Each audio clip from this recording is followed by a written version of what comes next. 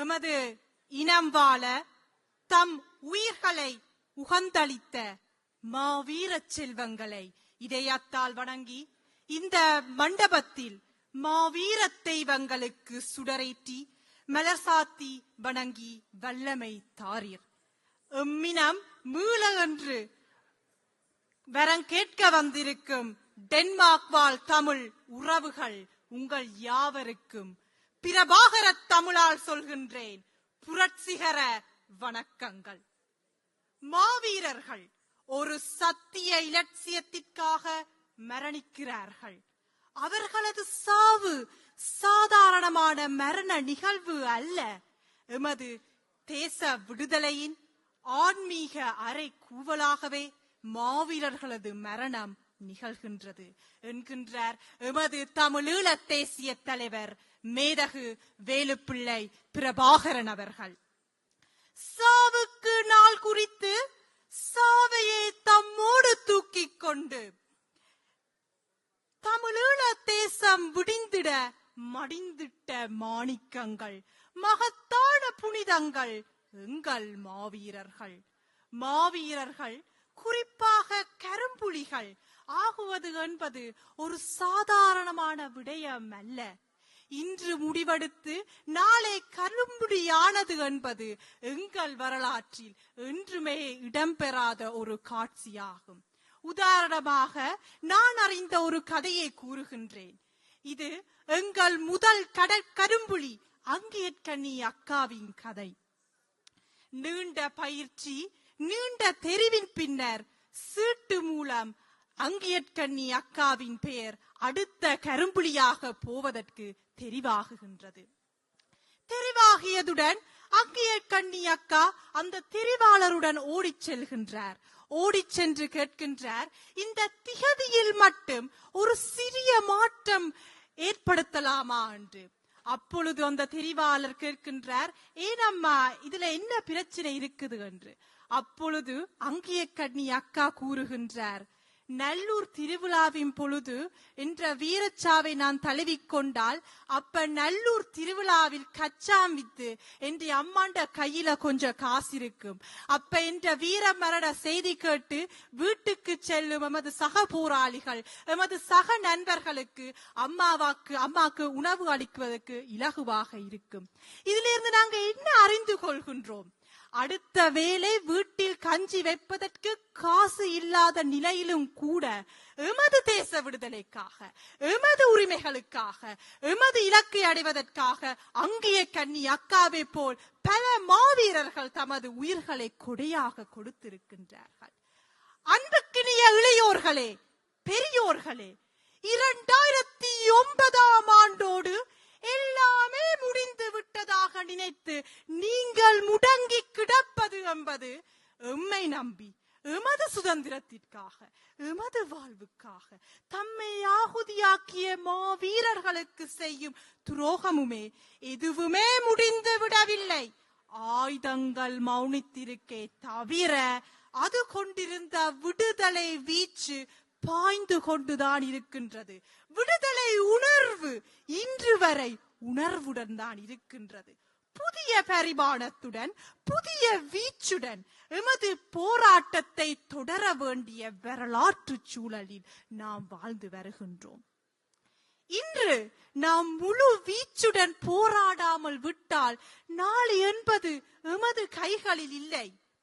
எமது மண் ஆக்கிரமிக்கப்பட்டு எமது தேசத்தின் ஆட்புல ஒருமைப்பாடு சிதைக்கப்பட்டு கொண்டிருக்கின்றது. எமது அடையாளம் இழக்கப்பட்டு கொண்டிருக்கின்றது. எமது பண்பாடு அழிக்கப்பட்டு கொண்டிருக்கின்றது. விடுதலைக்காக சிதைக்கப்பட்ட எமது சித்தாந்தம் சீர்குலைக்கப்பட்டு கொண்டிருக்கின்றது. எமது இனத்தை முற்று முழுதாக நிர்மூலமாக்குவதற்கான முயற்சிகள் தீவிரப்படுத்தப்பட்டு வருகின்றன. சுய நிர்ணய உரிமைக்கான போராட்டம் நசுக்கப்பட்டு சுதந்திரத்திற்கான எமது குரல் வலைகள் நசிக்கப்பட்டு வருகின்றன. தரணி எங்கும் நாம் பறந்து வாழ்ந்தாலும் எங்கள் மண்ணில் நாதியற்றவர்களாக நாங்கள் ஆக்கப்பட்டு வருகின்றோம்.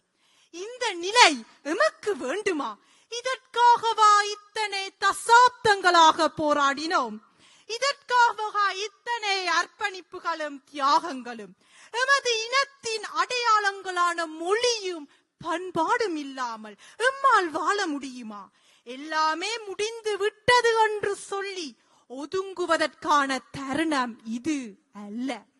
மாறாக எதுவும் எம்மால் முடியும் என்ற வேட்கையுடன் எழுவதற்கான காலம்தான் இது.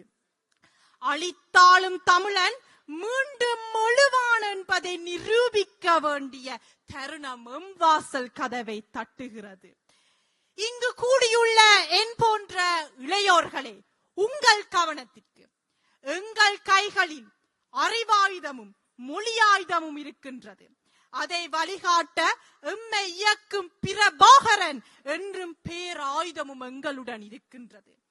தற்பொழுதைய ஸ்ரீலங்கா கண்களை வெளிச்சம் போல் குத்துகின்ற அனைத்து நாடுகளிலும் இயங்கி வரும் தமிழர் ஒருங்கிணைப்பு குழுக்கள், தமிழ் இளையோர் அமைப்புகள், மகளிர் அமைப்புகள், கல்வி கட்டமைப்புகள், இதை அனைத்தையும் ஒன்றிணைக்கும் முதுகு எலும்பாக இயங்கி வரும் அனைத்துலக தொடர்பகமும் எத்தனை சவால்களை தாண்டியும் இன்னமும் நிமிர்ந்துதான் நிற்கின்றது. அதன் வழியிலே 2008ஆம் ஆண்டு தமிழீழ தேசிய மாவீரர் தின உரையில் எங்கள் தலைவர் மாமா விடுதலை போராட்டத்தின் அடுத்த கட்ட நகர்வை இளையோர்களாகிய எமது கைகளில் ஒப்படைக்கின்றார் என்பதை தீர்க்க தரிசனமாக அறைகூவல் விடுத்துள்ளார். அந்த சித்தாந்தத்தை சிந்தையில் இருந்து நாம் துறந்து போராட வேண்டும். இப்போது நாம் செய்ய வேண்டியது ஒரு குறுகிய செயல்தான்.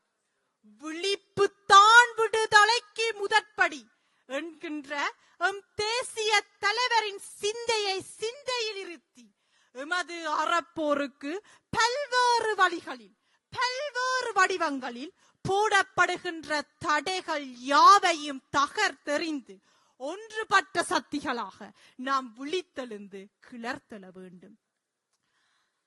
அனுரா அலை ஓங்கி அளிக்கின்றது.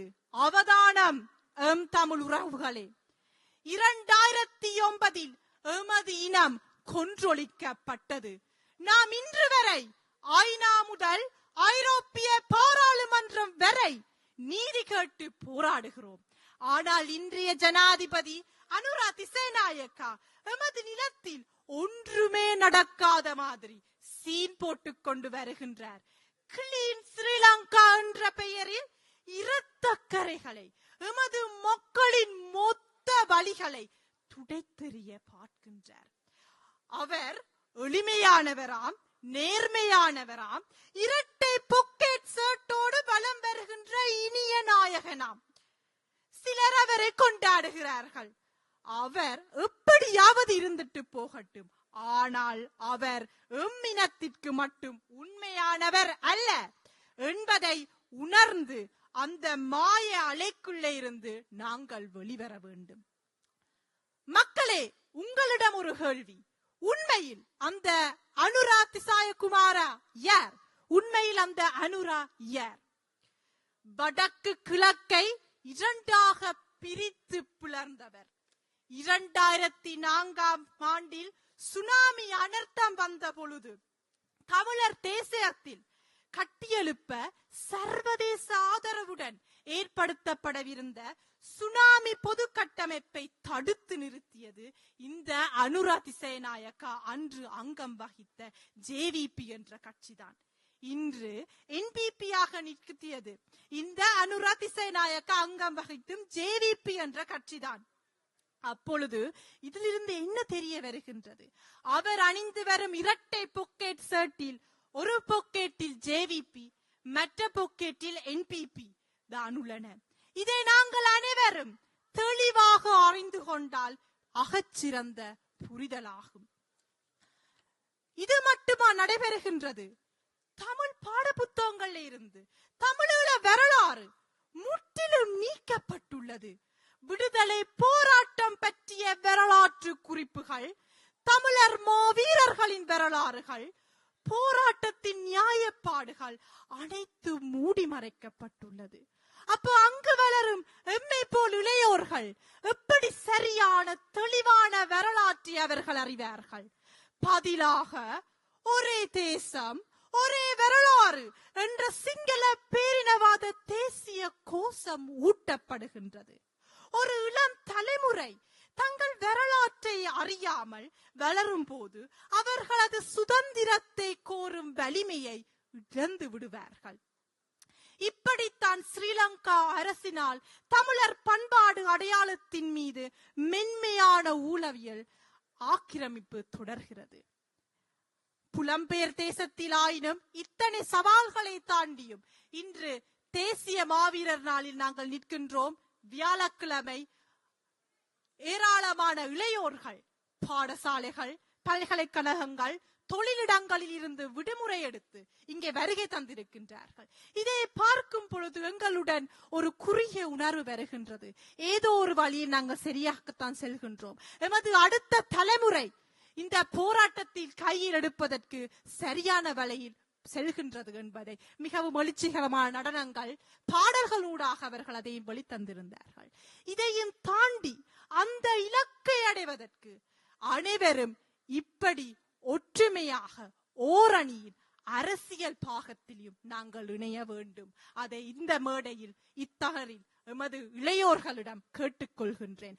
அதில் நாங்கள் இணைந்தால் மட்டுமே எமக்கான இலக்கை நாங்கள் மிக விரைவில் அடைய முடியும். ஆதலால் தாயகத்தில் வாழ்ந்து வரும் இளையோர்கள் சூழ்நிலை கைதிகளாக வாழ்கின்றார்கள். அவர்களுக்கு இங்கே இருக்கும் எமக்கு இருக்கும் சுதந்திரம் அங்க அல்ல. அங்கு என்ன நடைபெற்றுக் கொண்டிருக்கின்றது? தமிழீழ மாவீரர் நினைவு சின்னங்கள் தொடர்ந்து அளிக்கப்படுகின்றன. சில இடங்களில் அரசு நினைவிடங்கள் என மடை மாற்றப்படுகின்றது. வீர மரபு ஸ்ரீலங்கா அரசின் நிர்வாக நிகழ்வாக மாறுகிறது. இந்த சூழல் தாயகத்தில் மட்டுமா? இல்லை, புலம்பெயர் தேசங்களிலும் பல்வேறு செயல்பாடுகளை நாங்கள் முன்னெடுத்து வருகின்றோம். உதாரணமாக இவ்வருடம் கனடாவில் பிராம்ப்டன் நகரில் துரைக்கப்பட்ட நினைவு சின்னத்துக்கு எதிராக எத்தனை அனர்த்தங்கள் ஸ்ரீலங்கா அரசால் விடுவிக்கப்பட்டது. அத்தனை அனர்த்தங்களையும் தாண்டி இங்கு நாங்கள் நிற்கின்றோம். இதில் எமது ஒற்றுமை, எமது இலக்கு நோக்கிய தெளிவுதான் இதை எங்களுக்கு தரிசனமாக்குகின்றது. ஆதலால் விழித்திடுங்கள் மக்களே. ஜேவிபியின் அனுரா குமார அரசு நடத்தும் இந்த புதிய உளவியல் போர் துப்பாக்கி இல்லாமல் தமிழீழ விடுதலை சித்தாந்தத்தை அழைக்கும் ஒரு புலனாய்வு ஆயுதமாகும்.